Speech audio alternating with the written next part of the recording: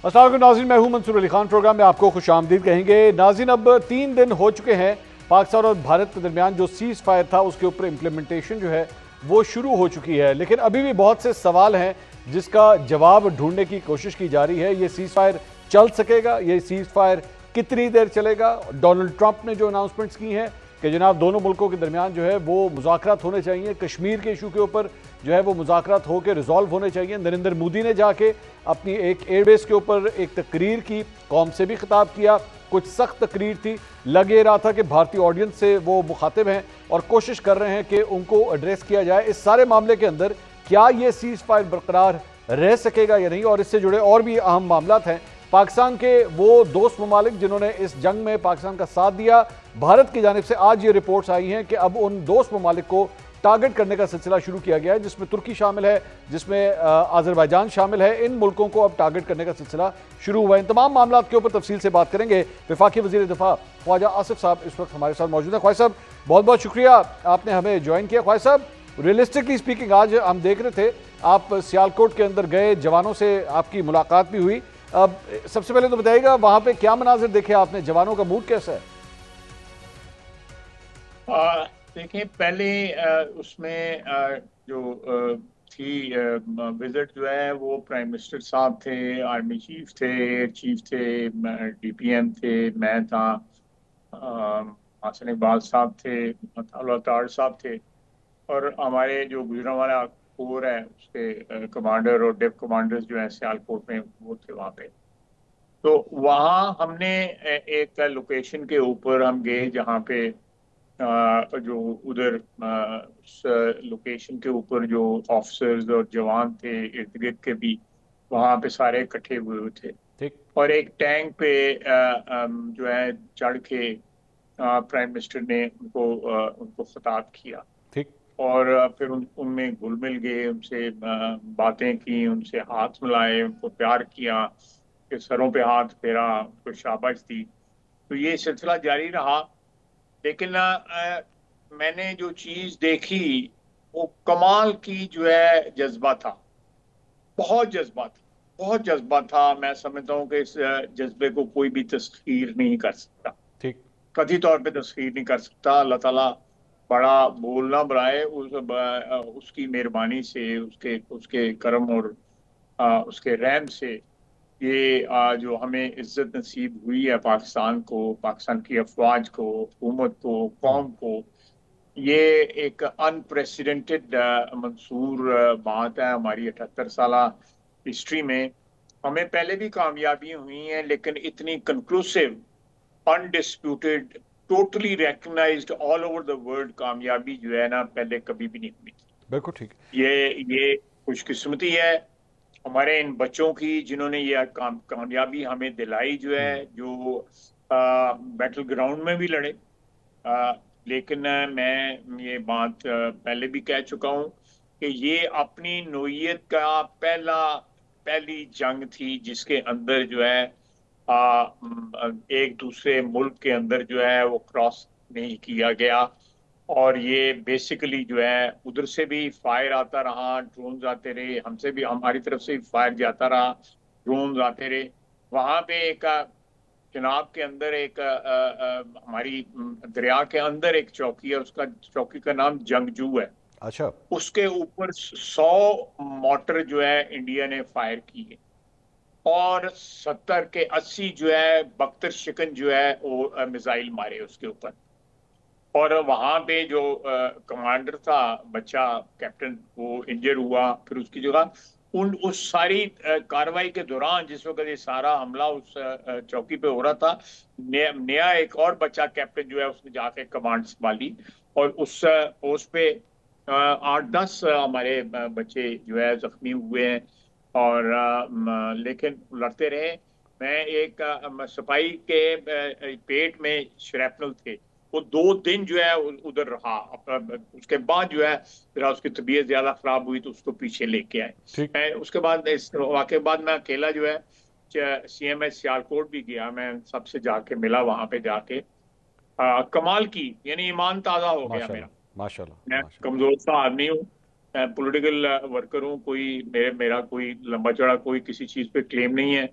लेकिन ईमान ताज़ा हो गया उन बच्चों से मिलके कि जितनी मोहब्बत और जितना जज्बा पाकिस्तान के लिए, अपनी मिट्टी के लिए, वो शेर है ना, आ, मैं मिट्टी को सरफुरू कर दे, इफ्तिखार आरिफ का, मैं रहूं ना रहूं तो इसको चले, मुझे इसको अब याद नहीं आ रहा, तो इसको सुरखरू कर दे, या वो इस तरह का शेर है।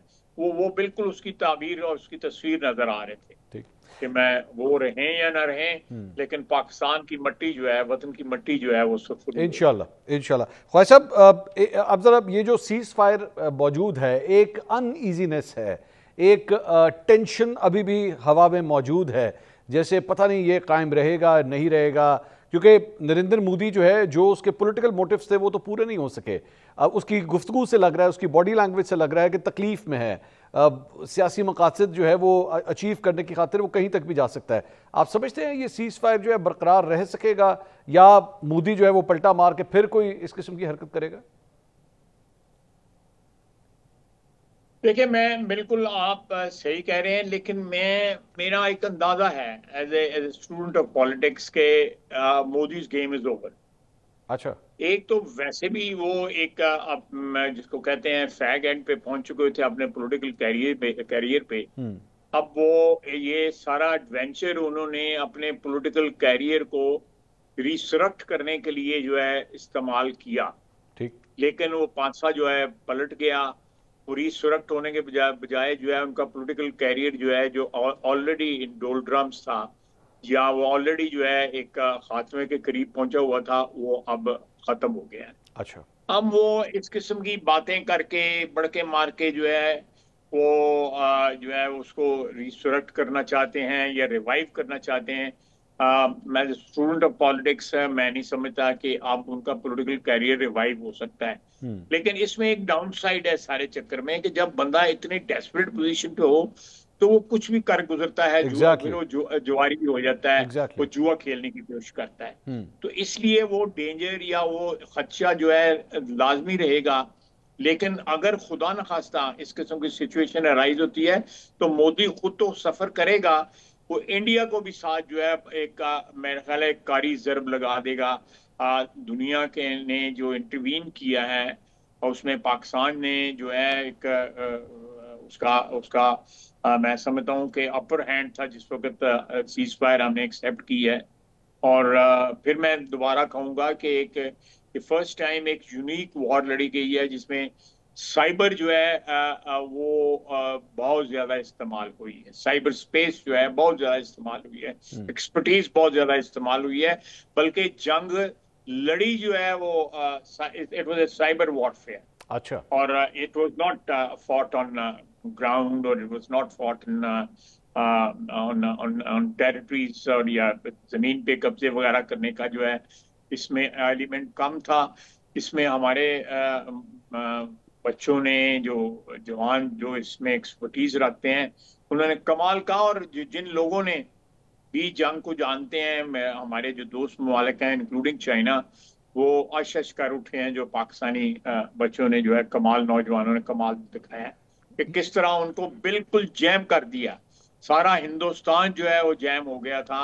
उनके बड़े बड़े जो है वो S-400 और जहाज और तैयारे और तोपें और सब कुछ, जिसको कहते हैं, मैं गलत ना कोई बात कर जाऊं, बंद हो गया वो सब कुछ। आपने ना कहते हुए भी काफी हद तक समझा दिया है ख्वाजा साहब, आप बाज नहीं आएंगे। नहीं, ठीक है, समझ आ गई ख्वाजा साहब, समझ आ गई। अच्छा, वो मुझे शेर याद आएगा, मैं रहूं ना रहूं तो इसको बार बार कर दे। हाँ, तो ये और दूसरा मिसरा इफ्तिखार के वो पहला मिसरा को, और मुझे याद आ गया सारा। ठीक। मैं रहूं ना रहूं तो इसको बार बार कर दे। ठीक ख्वाजा साहब, ये मट्टी जो है बार बार हुई है इन बच्चों की वजह से। बिल्कुल इन हमारे शहीदों की वजह से, हमारे फौजियों की वजह से, हमारे जवानों की वजह से, हमारी नेवी के जवानों की वजह से। ख्वाजा साहब, ये बताइए कि इस सारी चीज़ के अंदर मैं ज़रा ये जो अमेरिकन इन्फ्लुएंस है, ज़रा मैं उसके बारे में बात करना चाहूँगा। डोनाल्ड ट्रंप ने एक सालसी का किरदार अदा किया, ये सीज फायर हो गया। डोनाल्ड ट्रंप का किरदार अब यहाँ ख़त्म हो गया है, या दोनों मुल्कों के दरमियान चीज़ों को रिजॉल्व करने के लिए आगे भी चलेगा, और पाकिस्तान उनकी जो इंटरसेप्शन है उससे मुतमईन है, उसको सपोर्ट करता है या नहीं? देखिए, पहला जो आपका सवाल है, मैं पहले उसका जवाब दूंगा कि ये सेकंड टर्म है प्रेसिडेंट ट्रम्प की। ठीक है। मेरा मेरा अपना ख्याल है कि प्रेसिडेंट ट्रम्प जो है वो चाहते हैं कि मैं लेगेसी छोड़ के जाऊं और तारीख में मेरा नाम जो है हमेशा जिंदा रहे ठीक। As a peacemaker. ठीक। उन्होंने जिस तरह तुर्किया में उन्होंने जो जेलेंस्की की और प्रेसिडेंट पुतिन की मीटिंग अरेंज कराई, ठीक। उसके बाद जो है he is taking now initiative in Gaza. जो आसार इस वक्त नजर आते हैं कि अमेरिका की जो एडमिनिस्ट्रेशन जो है वो इस वक्त जो है एपेक से भी आज़ाद हो रही है, और जो डिक्टेशंस जो है अमेरिका की एडमिनिस्ट्रेशन को तल अवीव से इसराइल से किए जा रहे थे वो उनसे भी आज़ाद हो रही है। वो एक ट्रूली एक इंटरनेशनल लीडर का रोल अदा करना चाहते हैं ट्रम्प, ठीक। और वो चाहते हैं कि तारीख उनको याद करे कि उन्होंने एक का रोल अदा किया था जो मुल्क के दुनिया के अमन के लिए था, दुनिया के खुशहाली के लिए था, और उसका फायदा डेफिनेटली अमेरिका को एक इकोनॉमिक डिविडेंड्स उसके मिलेंगे, डेफिनेटली मिलेंगे, जिसमें कोई शक नहीं है। और साथ वो ट्रेड को, जहां पे कारोबार हो रहा होगा वहां पे अमन रहेगा, हाँ। वहां पे लोगों के पैसे लगे होंगे, वो कभी नहीं लड़ेंगे। आप देखें कि अमेरिका ने पिछले 40-45 साल में कुछ 250 लड़ाइयां लड़ी हैं। ठीक। चाइना ने कोई लड़ाई नहीं लड़ी। जी हाँ। वो चाइना छाया हुआ सारी दुनिया के अंदर जो है अपनी जो इंडस्ट्रियल प्रोड्यूस है उसकी वजह से, अपनी माशी इस्तेकाम की वजह से, उनके माशी जो डेप्थ है वो अनप्रेसिडेंटेड है। It cannot be matched by any other country in the world. बिल्कुल ठीक। देयर इकोनॉमिक डेप्थ जो है, स्टेबिलिटी जो है इकोनॉमिक उनकी इतनी ज्यादा फोर्टिफाइड है। तो ये अमन की बात है ना। मेरा ख्याल है कि जिस राह पे प्रेसिडेंट ट्रम्प निकल पड़े हैं, गुड लक टू हिम। अच्छा, नहीं मैं but the main point remains कि Pakistan is fine with his interception ना। अगर वो कोई किरदार अदा करते हैं हमें क्योंकि उनको इतराज है, दूसरी साइड को इतराज है कि थर्ड पार्टी मीडिएशन क्यों हो रही है। नहीं देखे ना, इसमें प्रेसिडेंट ट्रम्प के साथ जो है इसमें और बहुत से दोस्त ममालिक भी शामिल हैं, इसमें चाइना भी शामिल है। अच्छा। इसमें यूएई, सऊदी अरेबिया, तुर्की, कतर, ये सब लोग शामिल हैं। So it is a bunch of international players जो इस वक्त इसको सपोर्ट कर रहे हैं, और वो उम्मीद है मुझे, बिल्कुल बड़ी कवी उम्मीद है कि वो इसको अंडरराइट करेंगे इस पीस को। और जिस तरह ये दो टेररिज्म और कश्मीर का मसला खुला है, इसके साथ साथ जो पानी का मसला जो है, we would like to restore the sanctity of Indus Water Treaty also। तो ये जी आप मैं ये कह रहा था कि ख्वाहिश साहब, इस सिलसिले में क्या कोई टाइमलाइन डिसाइड हुई है कि किसी जगह पे कोई ये मुज़ाकरात का कोई राउंड्स जो हैं ये शुरू होंगे, इस पे कोई गुफ्तगू हुई है क्या अभी तक? मेरे इल्म में नहीं है, मैं इस पे कमेंट नहीं कर सकूंगा। अच्छा। मेरे इल्म में नहीं है, लेकिन it should not take much time. 2-3 रोज में कोई ना कोई इसका जो शेप जो है सामने आ जाएगी। 2-3 रोज में? अच्छा, यानी ये तो बड़ी एडवांस स्टेज है अगर आप ये फरमा रहे हैं तो। मैं तो स्पेकुलेट ही कर रहा हूँ। अच्छा। मैंने उनको मेरा रिकॉर्ड ना लगा दी। नहीं, मेरा कहने का मकसद है कि इसमें एंकर रोल कौन अदा कर रहा है, मतलब मोफा कर रहा है, मिनिस्ट्री ऑफ फॉरेन अफेयर्स कर रहा है, कौन कर रहा है इस सारे मामले को?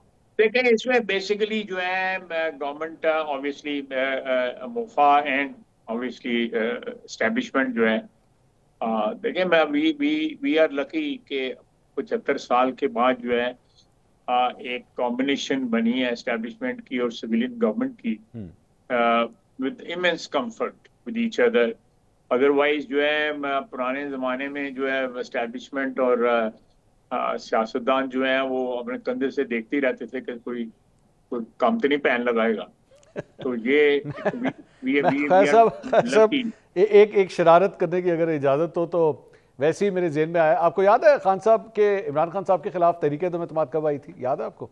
अप्रैल 2022 में, याद है ना? 2022 अप्रैल में। कितने साल हो गए? 3 साल हो गए ना? 3 साल हो गए। और खान साहब का टेन्योर कितनी देर रहा था? वही 3 साल रहा था। साढ़े तीन साल। तो आपने आपने अभी वो इसमें से 3.5 साल वाला माइलस्टोन अभी क्रॉस करना है आपने अभी। नहीं, मैं एक और मैं प्लीज मैं तो थोड़ी सी तरमीम कर दूं आपकी जी जी स्टेटमेंट में। जी जी, बताइए तो बताइए। इसमें बाजवा साहब वाला पीरियड निकालें, कौन से वाला? बाजवा साहब वाला पीरियड निकालें बीच में से। अच्छा, क्यों सर, वो क्यों निकालें? और बाजवा साहब तो खेटे खेलते रहे यानी की करते रहे। नहीं, ये क्या बात हुई खाई साहब। उन्होंने देखें, waters were actually murdered by Bajwa साहब। मैं लंबी बात में नहीं जाना चाहता इस वक्त। अच्छा। मैं माहौल जो है वो ठीक ठीक, आप शरारत कर रहे हैं लेकिन माहौल में ठीक रखना चाहता हूँ। ये जो है उसमें से वो जो है ना हिस्सा जो है वो निकाल दें जो है, ख्वाजा जो साहब, आज से 2 साल। ख्वाजा साहब, प्राइम मिनिस्टर शहबाज शरीफ साहब, गवर्नमेंट आप लोगों की एस्टैब्लिशमेंट के, वो इमरान खान साहब चीखे मार मार पागल हो गए कि जनाब यहाँ पे जो है वो हुकूमत जो बनवाई गई है एस्टैब्लिशमेंट ने बनवाई है, तो बाजवा साहब की एस्टैब्लिशमेंट थी और किसकी थी सर? लेकिन आप कह रहे हैं कि नहीं, ना उसको ना निकाल दें। ये क्या बात हुई? बात सुने, और मैं फिर आप आ गए हैं इस बात पे तो मैं कंप्लीट ही कर दूं। और परवेज लाई नु वापस कौन लेके गया सी? मैं आपको बात बताऊं, बाजवा साहब ये क्लेम करते हैं कि परवेज लाई को मैंने नहीं कहा था। मैंने परवेज लाई को ये नहीं कहा था कि आप उधर और चले ना जाए। मैं फिर किसी और पासे टुर पाऊंगा। ना ना ना रहन दो, वो जो नहीं, मर्जी मैं क्लेम तो आप नहीं करते उधर रहन। टुरना चाह रहा है। उन्होंने आई एम जस्ट उन्होंने trying to claim set the जेड़े रिकॉर्ड हैगे ने। स्ट्रेट। से just the record no straight. No मैं मैं आपको बताऊं, आई कैन। मेरे पास जो नॉलेज है ना सर, मैं आपको क्वेश्चन आंसर बताऊं जो मुझे पता लगा। क्वेश्चन आंसर वो ये था कि परवेज इलाही साहब ने बाजवा साहब से पूछा कि आपके ख्याल में मुझे क्या करना चाहिए। उन्होंने कहा जी आप खुद ही फैसला करें, आपने क्या करना है। उन्होंने कहा जी मैनू पुत्र मेरा जड़ा है ना, यानी कि वो जो उनका परवेज इलाही साहब का बेटा है, कहते हैं जी वो कहता है कि मैंने खान की तरफ जाना है। तो उन्होंने कहा ठीक है, फिर आप खान की तरफ चले जाएं अगर बेटा ये कहता है तो। और फिर इस तरह परवेज इलाही साहब खान की तरफ चले गए। तो ये उनका वर्जन है कि ये हुआ इस तरह।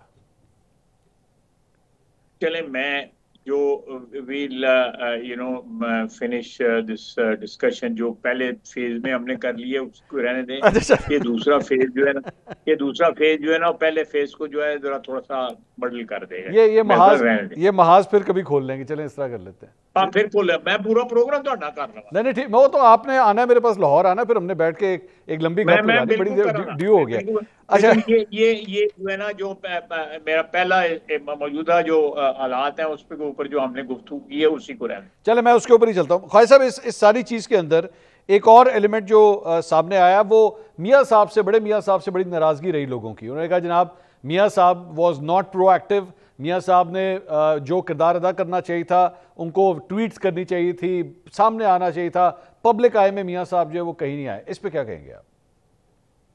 देखिए, मियाँ साहब की शख्सियत जो है इट्स लार्जर देन लाइफ। उनकी बेटी और उनका भाई जो है इस वक्त पंजाब में और वफाक में हुक्मरानी कर रहे हैं। मियाँ साहब अगर थोड़े से भी एक्टिव होते हैं तो डेफिनेटली इन दोनों शख्सियात को जो है वो ओवर शेडो करेंगे। ये मेरी मेरी मुझे कोई इन्फॉर्मेशन नहीं है, ये मेरी अपनी असेसमेंट है, knowing Mian Nawaz Sharif and knowing Maryam and Shahbaz Sharif. ठीक। उन दोनों को मैक्सिमम स्पेस दे रहे हैं। मैंने ये जो बात आपने कही है मैंने भी उनके साथ की। अच्छा। वो मैक्सिमम स्पेस वो दे रहे हैं कि मेरी, क्योंकि हिज आपने पोजीशन नहीं, आपने अगेन क्या आई बात की? रीड कर। आपने क्या बात की?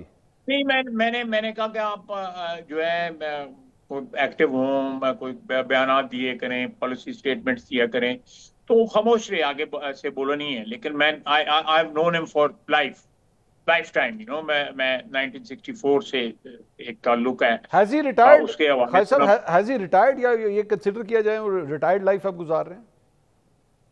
मेरा अपना ख्याल है, रिटायर्ड तो नहीं मैं कहूंगा, लेकिन वो डेफिनेटली मैक्सिमम स्पेस जो है इन दोनों शख्सियतों को दे रहे हैं।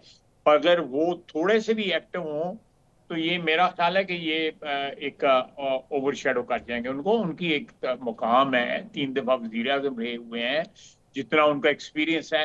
लेकिन मैं एक बात बताऊं, सर, वो थ्रू आउट जो है इस सारी क्राइसिस में, उससे पहले भी जब से हुक्मरानी आई है, वो हर चीज में जो है उनकी मुशावरत शामिल है। लेकिन पब्लिकली वो जो है ना सामने नहीं आ रहे, ताकि पब्लिक परसेप्शन में जो है वो ये ना हो कि भाई वजीर आजम जो है वो नवाज शरीफ है, या वजीर आला जो है नवाज शरीफ है, और मरियम और शहबाज शरीफ का जो है वो रोल जो है वो जस्ट ए कवर, और वो सामने तस्वीरें हैं। और नवाज वो बिल्कुल इस चीज को जिसको कहते हैं बड़ा मिलिटेंटली गार्ड कर रहे हैं इसके इसके एक थ्योरी भी कि है सर। बेटी को और भाई को जो है वो मैक्सिमम स्पेस या इसके कंप्लीट स्पेस में। इस सारी चीज के काउंटर थ्योरी भी ख्वाहिश साहब मौजूद है। काउंटर थ्योरी ये है कि चलें ठीक है, अभी तो there are two people sitting ना, ये लोग घोड़ा चला रहे हैं, छोटे मियाँ साहब और मरियम बीबी ये चला रहे हैं। अगर कल को कुछ गलत हो गया तो ये बीच में कहा जा सकेगा कि नहीं नहीं, मियाँ साहब की तो इसमें रजामंदी शामिल ही नहीं थी, मियाँ साहब तो चाहते ही नहीं थे ये इस तरह। ये पहले से ये मेरा हाल है क्रिएट किया गया दिस है। Is something, this is something taking things too far. अच्छा ठीक है। ऐसी ऐसी कोई कथित तौर पे ऐसी कोई बात नहीं। मुझे थोड़ा सा मेरी क्रेडिबिलिटी पे एतबार कीजिए। नहीं, मैं you are the best person to I answer this question witness, sir. मैं आई विटनेस हूँ बहुत सी चीजों का। मैं जो है देख बड़े क्लोज, या आप कह सकते हैं रिंग साइड सीट पे बैठा हुआ हूँ। हम्म। मैं देख रहा हूँ सारी चीजें जो है। मेरी मेरी बात पे जो है ना आप बिल्कुल यकीन कर सकते हैं 100%। मैं और कोई थोड़ा सियासी गुफ्तगू नहीं कर रहा। अच्छा चले, मैं इसी टॉपिक पे आखिरी सवाल ये है कि मियाँ साहब के हवाले से एक ये भी आपके मुखालिफिन ने ये कहा कि जी वो मोदी ने चूंकि मियाँ साहब के घर का विजिट किया था, मोदी के साथ जो है वो एक माजी में एक रिलेशनशिप रहा है, तो मियाँ साहब इसलिए अवॉइड कर रहे हैं कि नहीं मैंने मोदी के खिलाफ जो है वो कोई ऐसा वैसा मैंने बयान नहीं देना। जरा इस पर भी कॉमेंट कर दें। नहीं नहीं, इस पर कथित तौर पे ऐसी ऐसी कोई बात नहीं है। मियाँ साहब से बड़ा पाकिस्तानी कौम है, कौन हो सकता है हम्म। जो जिनको जो है इसी कौम ने 3 दफा वजीर आजम बनाया है, 2 दफा वजीर आला बनाया है, हम्म। उनके भाई को वजीर आजम बनाया है, वजीर आला बनाया है उनकी बेटी को। मेरा ख्याल है कि पाकिस्तानी जो क्रीडेंशियल्स हैं या उनके एक 100% जो एक सिक्का बंद जो हो सकता है उनका स्टेटस जो है, मेरा ख्याल है कोई कोई नहीं मैच कर सकता। ख्वाहिश साहब, इट्स कोई नहीं मैच इम्पोर्टेंट कर it's important that I should actually clear this. मैं कभी भी किसी की हुबल वतनी पे सवाल नहीं कर सकता। मैं इस तरह का बंदा ही नहीं हूं कि मैं so please do not think मैं नहीं। मियाँ साहब की हुबल ये जो वतनी पे कोई सवाल हो रहा स्पेकुलेशन है, जो ऐसा है नहीं ये है। हुबुल फतनी पे सवाल करने। देखिए मैं आपको बता रहा हूँ, मैं आपको बता रहा हूँ कि मियाँ साहब जो है फाइनल स्टेजेस के ऊपर जो है ये पिछले चंद दिनों के अंदर मीटिंगों में भी शामिल रहे। अच्छा, जी बिल्कुल। मतलब ये विज़ मैं आपको इंडिया बता इंडिया वाले इशू की बात कर रहे हैं आप? ये जो हमारा जो क्लैश हुआ है इंडिया के साथ, हम्म। एब्सोल्युटली इसको कहते हैं जो जो जो जो फाइनल राउंड्स के अंदर जो है मियाँ साहब की मुशावरत जो है, ये नहीं कोई टेलीफोन पे मुशावरत, otherwise he was there, he was present. तो वो अज़मा बुखारी साहबा जो कह रही हैं कि मियाँ साहब की सरपरस्ती में ये सारा ऑपरेशन वगैरह हो रहा है, मैं तो उस वो पर सही के? कमेंट नहीं करूंगा। यार मेरी उम्र नहीं होगी थी मेरे को हर चीज से ना कमेंट करवाओ यार। मैं फिर कुछ स्टॉक शॉर्ट खेड जाना है एवं लोग बाद ही रौला पाते रहे। कोई कहता है कैरियर मुक गया है, कोई कहता है इंडिया ना रल गया है, कोई कुछ कहता आई लीव इट है ओवर ये हियर। नाम बदलना। मैं हाँ? I leave it over here ख्वाहिश साहब। मैं क्योंकि आपके साथ ना लाहौर में एक लंबी सेटिंग करनी है, तो I just leave it over. मैं यहीं पे इंशाल्लाह इंशाल्लाह थैंक यू ख्वाहिश साहब, बहुत बहुत इंशाल्लाह। शुक्रिया आपका, बहुत बहुत शुक्रिया ख्वाहिश साहब। नाज़रीन, अब मजीद इसके ऊपर बात करेंगे। इस वक्त साबिक पाकिस्तानी सफ़ीर और पीपल्स पार्टी की सीनियर रहनुमा शरी रमान साहब इस वक्त हमारे साथ मौजूद हैं। शरी साहब, बहुत बहुत शुक्रिया, आपने हमें ज्वाइन किया। एक बड़ा अजीब सा एक माहौल बना हुआ है, समझ नहीं आ रही कि भारत जो है जो इस हद तक एस्केलेशन के ऊपर जा रहा था, आखिर ऐसा क्या हुआ? डोनाल्ड ट्रंप का ये कहना है कि ट्रेड की वजह से मैंने इन्हें मजबूर किया, लेकिन आपकी नज़र में वो कौन से अवामिल थे जो जंग बंदी की का जो है वो सबब बने? जी बहुत बहुत शुक्रिया। देखिए, जंग बंदी तो आपके सामने है और इसमें कहानी कुछ और घड़ी जा रही है, जिस तरह इसकी जंग खुद की बात कर रहे हैं। लेकिन एक बात मैं पहले करना चाहती हूँ, वो ये कि आज के सोशल मीडिया पे एक्स पर एक पोस्ट चल रही है इनकी official ministry of external affairs. I hope आप फैक्ट चेक कर लें, मैंने तो अभी देखी है, लेकिन उसमें कहा जा रहा है, इनके स्पोक्समैन कह रहे हैं कि पहलगाम इंसिडेंट में जो लोग जिनका हम पर इल्जाम लगा रहे हैं, वो अभी तक तहकीक कर रहे हैं। इन्वेस्टिगेशंस आर ऑन गोइंग, हम कोई बता नहीं सकते। तो आप बताएं, जिस चीज को आपने जंग का जवाब बनाया, इतनी बड़ी आपने ऑपरेशन लॉन्च करा दी, आपने ये नहीं देखा कि आप, और आपने पाकिस्तान को मरूज इल्जाम ठहरा दिया पूरी जंग लॉन्च कर दी, आपने खुद तहकीक नहीं की क्या दूसरों को, अभी तक कोई इनसे आइडेंटिफाई नहीं हुआ, क्या आप जज जूरी एंड एक्सिक्यूशनर बन गए जैसे चेयरमैन बिलावल भुट्टो जरदारी कह रहे हैं? ऐसा ही हुआ है। उन्होंने जंग इस पे लॉन्च कर दी और पाकिस्तान ने बहुत शातिर तरीके से और ओपनली एंड ऑनेस्टली जवाब दिया कि देखिए आप क्यों हमें हमारा नाम ले रहे हैं, हम खुद दहशतगर्दी की जंग लड़ रहे हैं। आप हमें बताएं कि आप या तो हम आपके साथ कर लें, देख लें, आप हमें बताएं कि ये कौन है, क्योंकि हम तो न्यूट्रल इन्वेस्टिगेशन करने तैयार हैं, यानी कि जो आए थर्ड पार्टी आपको मंजूर हो तो आप शफाफियत ले आए इस पर और बताएं और कि तहकीकात करें, गैर जानिबदार हो। तो अब जब गैर जानिबदारी का नाम लिया गया, इन्वेस्टिगेशन का नाम लिया गया, वो तो भाग गए इससे। ठीक। इसमें इससे ऑनेस्टली सॉरी टू से, इससे दिल में चोर उनका बार बार नजर आ गया। अभी तक उनको नहीं पता चला किसने किया है, वो बोल नहीं पा रहे हैं। जहां तक जंग बंदी की बात कर रहे हैं, आपने देखा सारी CNN पे चला, हर जगह चला कि जी बैक स्टोरी तो यही है कि उन्होंने मांगी, सीज फायर मांगी। और मैं नहीं समझती सीज फायर मांगनी कोई बुरी बात है। मैं समझती हूँ हमें पहले दिन सीज फायर मांगना हमेशा, पाकिस्तान ने तो हमेशा कहा कि हम सीज फायर के लिए तैयार हैं। सीज फायर क्या, हम जंग नहीं चाहते थे, ठीक। ये जंग हम पर मुसल्लत की गई। हम्म। जब मुसल्लत की गई तो इन्होंने 3 दिन निहत्थे लोगों को बम किया।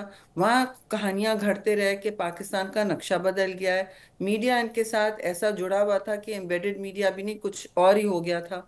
तो आप मुझे बताएं कि ये क्या सूरत हाल है कि जंग बंदी नहीं, हमने जंग बंदी नहीं मांगी। ओ भाई, आपने जंग बंदी मांगी क्योंकि आप शौक में थे। आपका कोई आइडिया नहीं था पाकिस्तान की कन्वेंशनल डिटरेंस की कैपेसिटी क्या है। अब आपने देख ली, आपने, आपके जेट्स भी मिल गए जमीन पे, 5 तो मिल चुके हैं, हम्म। उसके शवाहिद भी आ गए हैं मीडिया पे। तो ठीक। आप बताएं कि आप करने क्या निकले थे? तो सारी दुनिया मुझसे ये पूछ भी रही है कि भाई क्या हुआ। उनके जो दोस्त हैं उनसे अब सवाल पूछ रहे हैं कि अब मतलब आगे क्या, सीज फायर हो गया, अब आप इस तरह के मिस एडवेंचर्स ना करें, कोई बैठ के आगे की टॉक्स या मुज़ाकरात करें। क्योंकि देखिए सब जंगें अजीम भी जो थीं दोनों की दोनों, वो सीज फायर और मुज़ाकरात की मेज पर ही खत्म हुई हैं। इख्तिताम पजीर कोई जंग नहीं होती किसी हम्म। और तरीके से, चाहे वो विक्टर हो कोई या कोई भी हो। लेकिन मुज़ाकरात की मेज पे आना पड़ेगा और ये तय करना पड़ेगा इनको भी। नहीं आना चाहते तो फिर जंग करेंगे या स्टेलमेट बरकरार रखेंगे, जिसकी कीमत उनको भी देनी पड़ेगी, उनकी आवाम को भी देनी पड़ेगी।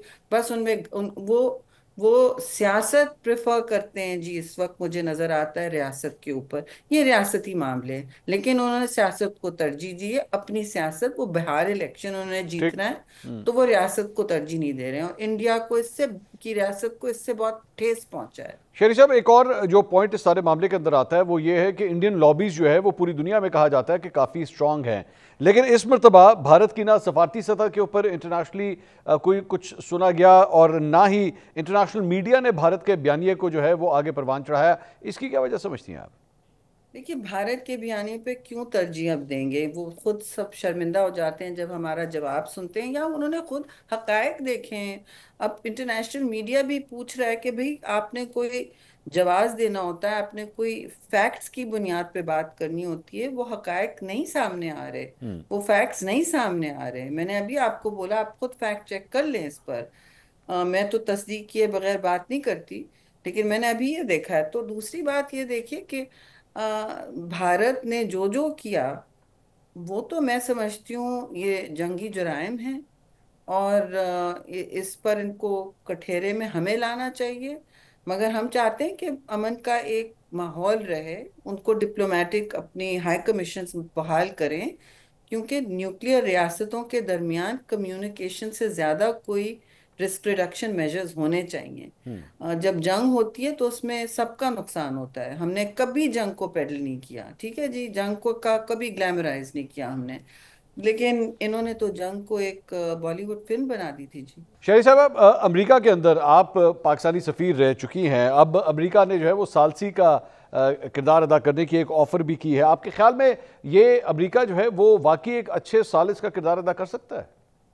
जी बिल्कुल कर सकता है। आपने प्रेसिडेंट ट्रम्प की ट्वीट्स भी देखी, उनका किरदार भी देखा, उनकी लीडरशिप देखी, वो अपनी लेगेसी जरूर बनाना चाहते हैं और why not, be welcome it. उन्होंने कहा मैं दोनों को ट्रेड इंसेंटिव दे रहा था। आज फिर उन्होंने कई बात की, शायद किंगडम ऑफ सऊदी अरेबिया में थे, लेकिन जहाँ भी थे उन्होंने ये बात की कि मैं तो बिल्कुल पुश कर रहा था उन दोनों को। और उन्होंने तीन चीजें की जो भारत को बहुत बुरी लगी है, वो कह नहीं रहे हैं। उनको ये नहीं पसंद कि उनके वो कोई बात हो कि उन्होंने थर्ड पार्टी मीडिएशन अलाउ किया, बिल्कुल उन्होंने ठीक। किया। ये बात भी आ गई है कि उन्होंने सीज फायर मांगा तो थर्ड पार्टी तो मीडिएशन हो गई। दूसरी बात, उनको ये बिल्कुल बर्दाश्त नहीं होता है कि कश्मीर का लफ्ज आए कहीं। कश्मीर का लफ्ज भी आ गया, प्रेसिडेंट उनके ट्रम्प की ट्वीट में खुद आ गया जो उनके एलाय हैं। और तीसरी बात उनको नहीं पसंद आती कि मिलिटरीली उनको इक्वेट, हाइफनेट किया किया जाए पाकिस्तान के साथ, यानी एक ना एक लफ्ज में, एक सेंटेंस में दोनों के नाम बराबरी से लिए जाएं, उनको बर्दाश्त से बाहर है। अमेरिका ने ही डीलिंक किया था अफगानिस्तान की जंग के दरमियान, अब वो वापस खुद कर रहे हैं। मैं नहीं कह रही कि आपकी इकॉनमी उनके बराबर है, उनकी इकॉनमी 10 गुना हमसे बड़ी है जीडीपी में, और उनकी डिफेंस बजट भी हमसे 10 गुना बड़ी है, लेकिन रिजल्ट आपने देख लिया। तो इस इसमें भारी कीमत तो अब हिंदुस्तान ने दी है। उनके जेट्स गिरे हुए हैं जमीन पे, उनकी मतलब S-400 सिस्टम्स मुअत्तल हो गए, मफलूज हो गए, बहुत कुछ हुआ है। तो फिर भी ये इस वक्त वो समझ रहे हैं कि वो जख्मी हैं। और हम कभी किसी जख्मी पर तबल नहीं बजाते हैं, ना ग्लैमराइज करते हैं जंग को। लेकिन इनको भी थोड़ा सोचना चाहिए कि ये कहाँ ले जाना चाह रहे हैं भारत को, हम्म। अपनी सियासत, अपनी नैरो, मतलब मायोपिक सियासत, अपनी तंग नजरी में कहाँ ले जाना चाह रहे हैं मुल्क को, और पूरे खित्ते को क्यों यरगमाल किया हुआ है इन्होंने। इस सारी चीज़ पे शरीफ साहबा, डोनाल्ड ट्रंप ने ये कहा कि दोनों ममालिक को बैठ के आपस में मुज़ाकरात करने चाहिए, बैठ के talk it out between the both of you. तो इस सारे मामला में आप समझती हैं कि कोई मुज़ाकरात हो सकते हैं दोनों मुल्कों के दरमियान? देखिए सीज फायर हो गया, लेकिन इनकी जो बिहेवियर है वो बहुत मुझे अजीब लग रहा है। मोदी लगता है, प्रेसिडेंट प्राइम मिनिस्टर मोदी ऐसा लगते हैं कि वो खुद शॉक में हैं। उनको असल में हजम नहीं हो रही है ये बात। चलाई थी और हमें क्या बताया था कि आधे दिन में पाकिस्तान का मैप, पाकिस्तान मस्मार होगा, उसके शहर मस्मार होंगे। ये तो आपने बताया था हमें, हुआ कुछ और। हमारे जेट जमीन पे पड़े हैं, उनके तो सारे वापस आ गए। तो भाई बात तो ये ऐसी है कि सीज फायर हो गया, वो अब इस वक्त इस सिचुएशन में है कि उनको समझ नहीं आ रही है क्या होना है। वो अपना बिहार इलेक्शन देख रहे हैं सामने, और एन मुमकिन है कि वो कोई और मतलब शुरू करें मिस एडवेंचर जो वो खत्म नहीं कर पाए। क्योंकि कुछ सीखना चाहिए माजी से लोगों को। बार बार कोई जब तारीख रिपीट होती है उससे कोई कोई फायदा नहीं होता है किसी को, बल्कि it's called the definition of madness. अगर आप वही वही चीज किए जाएं और रिजल्ट वही मिले आपको, तो पाकिस्तान ने तो अपनी कन्वेंशनल डिटरेंस कैपेसिटी दिखा दी है, ठीक। जिनका इनको कोई अदराक नहीं था, होना चाहिए था हम्म। लेकिन नहीं था। और चीन का इसमें, उनकी वेपन सिस्टम्स का किरदार भी इसमें बहुत है। और हमारे साथ हम दोस्त बहुत खड़े थे, तुर्की, Azerbaijan, Iran, and of course kingdom of Saudi Arabia, सारे खड़े थे। चीन का तो चोली दामन का साथ बन गया, उनका तो किरदार हमने देख ही लिया। ठीक। And we should not take them from granted. उन्होंने तो एक्चुअली खुल के बात भी की थी। मगर did India have any such friend standing with them? No. सारे ब्रिक्स, सारे इनके strategic alliances, SCO, BRICS, Quad, सब कहाँ गए? शरीफ साहब, इस सारी चीज़ के अंदर अगर हम नरेंद्र मोदी के हवाले से हम बात करें तो ऑब्वियसली एक बड़ा पॉलिटिकली हंग्री इंसान है वो, हर चीज़ को सियासी तौर पे देखता है कि किस चीज़ में फ़ायदा या नुकसान मेरा हो रहा है। ऑपरेशन सिंदूर जो है उसकी नाकामी के बाद आप क्या समझती हैं कि नरेंद्र मोदी के सियासी मुस्तकबिल के ऊपर इसका कितना असर होगा? जी बिल्कुल हो सकता है, अगर उनकी ऑपोजिशन हिम्मत पकड़े और तगड़े सवाल पूछे, उनसे सख्त सवाल पूछे और अपनी मजबूती का मुजाहरा करे, अपनी ताकत का मुजाहरा करे। ये वक्त है पूछने का कि हिंदुस्तान को वो कहाँ ले गए हैं, हम्म। नेहरू के हिंदुस्तान को वो कहाँ ले गए हैं, और अब कहाँ ले जाना चाहते हैं। मगर मुझे लग रहा है कि उनका खुद सियासी इंस्टिंक्ट ये है कि वो निकले यात्रा पर, और वो फिर एक और झूठ का परिंदा चलाएंगे अपने जहन में, अपने लोगों को जो बताएंगे। इंडिया को सेंसरशिप में उन्होंने मुलविस कर दिया है, लेकिन ऑपोजिशन को ये वक्त जरूर अपने हाथ में रखना चाहिए। they should seize the moment। मैं अगर वहाँ अपोजिशन लीडर होती तो मैं तो इनका ऑनेस्टली बैंड बजा देती। सेनेटर शरीर रहमान साहब, बहुत बहुत शुक्रिया गुफ्तगू करने के लिए। नाज़रीन, साबिक सफारतकार और पीपल्स पार्टी की सीनियर रहनुमा शरीर रहमान साहब हमारे साथ मौजूद थी। इसी पाक भारत कशीदगी के ऊपर मजीद बात करेंगे एक छोटे से ब्रेक के बाद। हमारे साथ रहिएगा।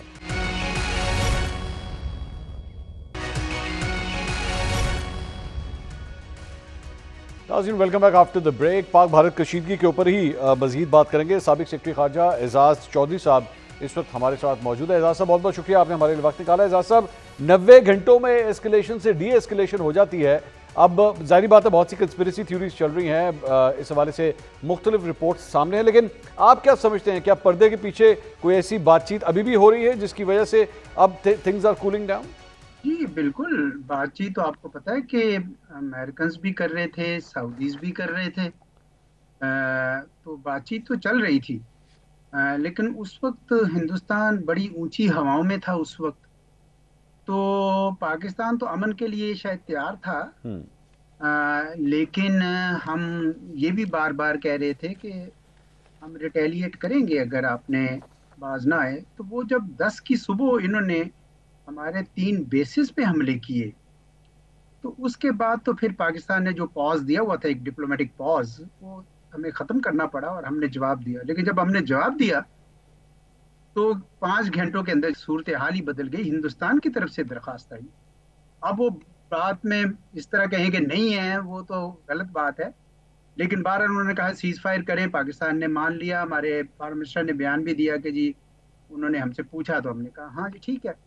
तो मेरा ख्याल में कि उन 5 घंटों ने बिल्कुल बहुत कुछ तब्दील कर, हिंदुस्तान को भी अंदाज़ा करवा दिया कि पाकिस्तान कहाँ खड़ा है, पाकिस्तान को भी अंदाज़ा करा दिया कि हिंदुस्तान कहाँ खड़ा है। पूरी दुनिया को अंदाज़ा हो गया कि ये जो है पाकिस्तान कोई केक वॉक नहीं है, बल्कि इसको बड़े यानी इसकी पास एक ज़बरदस्त मुल्क है जिसकी कन्वेंशनल कैपेबिलिटी इतनी है कि इसको अभी न्यूक्लियर तक जाने की ज़रूरत ही नहीं थी। ठीक। तो बहुत कुछ पता चल गया जी। पाकिस्तान ने भी अपनी कौम को देख लिया माशाल्लाह। तो 5 घंटों में ये बातचीत तो चल रही थी, मैं आपको बता रहा हूँ, बातचीत तो उस वक्त चल रही थी। लेकिन जब पाकिस्तान ने जवाब दिया तो उसके बाद उसका बातचीत का रुख बदल गया। एजाज साहब, अब ये सारी जो बात आप कर रहे हैं, इस सारे मामले के अंदर आपके ख्याल में इस सीज फायर में अमेरिका का जो किरदार था, जाहिर बात है अनाउंसमेंट डोनाल्ड ट्रंप की तरफ से हुई थी, लेकिन उसका किरदार कितना फैसला कुन था आपकी नज़र में? अमेरिका का किरदार वैसे हमेशा ही माजी में रहा है। पुलवामा के बाद भी उन्होंने किया था, पहले भी कभी कारगिल के बाद भी उन्होंने किरदार अदा किया था। अमेरिका का हिस्टोरिकली उनका रोल रहा है और इस दफा भी रहा है। शुरू में अलबत्ता उन्होंने यही तासुर दिया कि जो आपने करना है सो कर ले, हम न्यूट्रल हैं, जिसका मतलब था कि हिंदुस्तान को ये कह रहे थे कि अच्छा आप अपनी ताकत का इस्तेमाल करके दिखाना चाहते हैं, ठीक, तो कर ले सेटल, हम जरा साइड पे देख लेते हैं अब कितना करते हैं। वो तो जब हिंदुस्तान उनका जो घोड़ा है, जो मेन घोड़ा है चीन के खिलाफ, वो उनको बैठता हुआ नजर आया, तब अमरीकी बहुत ज्यादा शिद्दत से अंदर आ गए और उन्होंने सीज फायर करा के अपने घोड़े को बुनियादी तौर पर बचाया है उन्होंने। क्योंकि उनका ये ख्याल नहीं था कि इतनी जो उन्होंने 2 दहाइयों से इन्वेस्टमेंट्स की हैं इंडिया के ऊपर, वो इतनी जल्दी बैठ जाएगा, उनको बिल्कुल अंदाजा नहीं था। तो इसलिए फिर उस वक्त फिर उन्होंने यही मुनासिब समझा कि हम अब इंटरफेयर करें और हिंदुस्तान जो है वो मैं समझता हूँ उन्होंने उनको रेस्क्यू ही किया हिंदुस्तान। तो एजाज साहब, अब जाहिर बात है सीज फायर तो अब हो गया, लेकिन हर जगह एक ही सवाल है कि क्या ये बरकरार रहेगा, कंटिन्यू करेगा? आप समझते हैं कि इसकी कामयाबी जो है वो इसके इम्कानात मौजूद हैं? थोड़ी देर तो रहेगा, लेकिन हिंदुस्तान की जो हजीमत हुई है, जो उनको खिफत उठानी पड़ी है, उसका इजहार आपने मोदी साहब की तकरीर से देख लिया था। वो यकीनन ये चाहते हैं कि हम किसी ना किसी तरीके से अपनी जो अवाम है, जिसको इन्होंने पहले खुद भड़काया और अब अवाम को ठंडा करने के लिए उन्होंने ये सारी बातें की। तो मेरा तो यही ख्याल है कि ये कुछ देर के बाद ये कोई ना कोई करते रहेंगे सिलसिला, इसलिए हमें तैयार रहना चाहिए।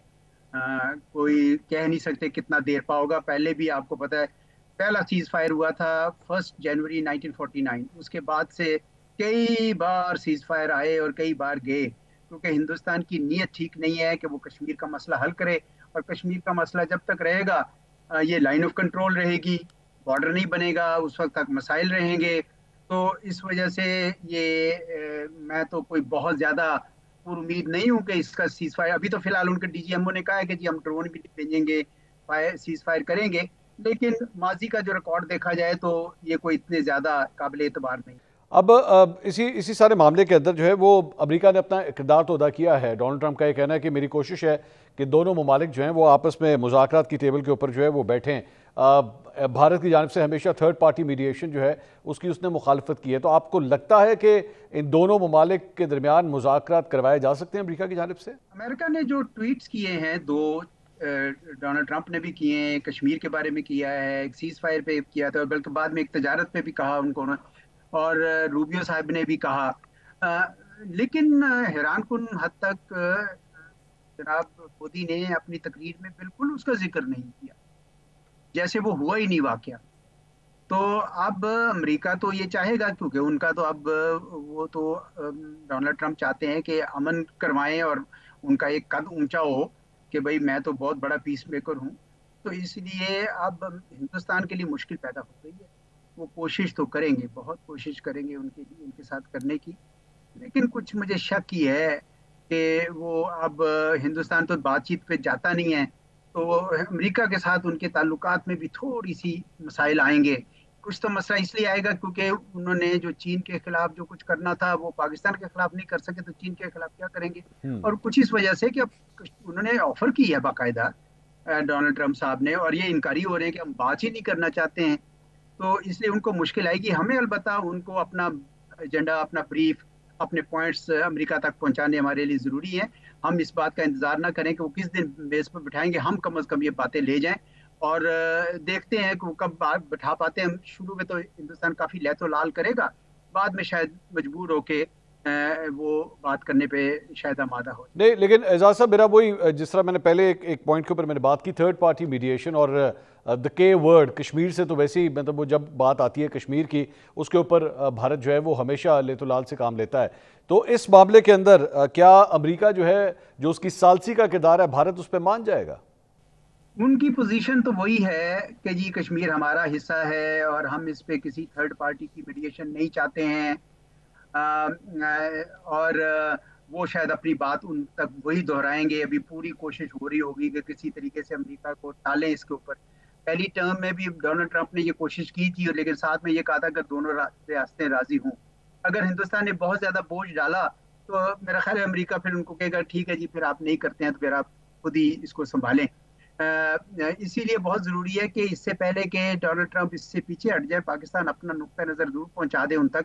ये बहुत अच्छा मौका है ताकि वो हम कम से कम शो कर दें कि भाई हमने आपको अपना नुक्ता नजर पहुंचा दिया है।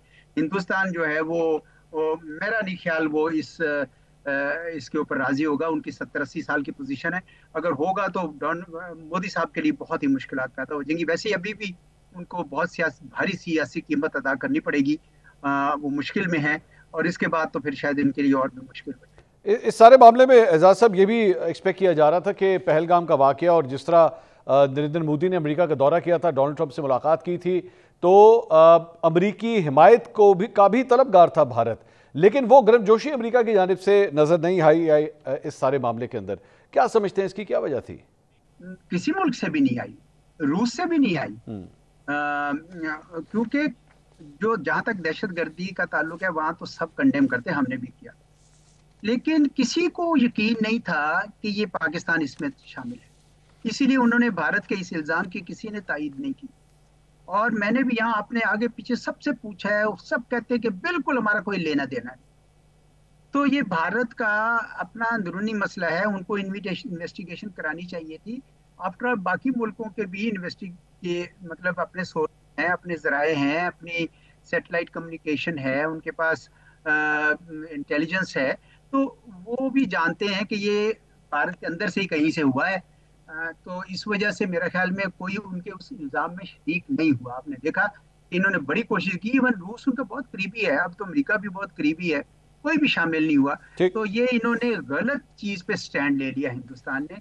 पूरी जो बुनियाद थी ऑपरेशन सिंदूर की गलत। साबिक सेक्रेटरी खारजा एजाज चौधरी साहब, बहुत बहुत शुक्रिया हमसे गुफ्तगू करने के लिए। नाज़रीन, एजाज चौधरी साहब की गुफ्तगू आपने सुनी। प्रोग्राम से अब तक के लिए इतना ही। कल आपसे दोबारा मुलाकात होगी। अल्लाह हाफ़िज़।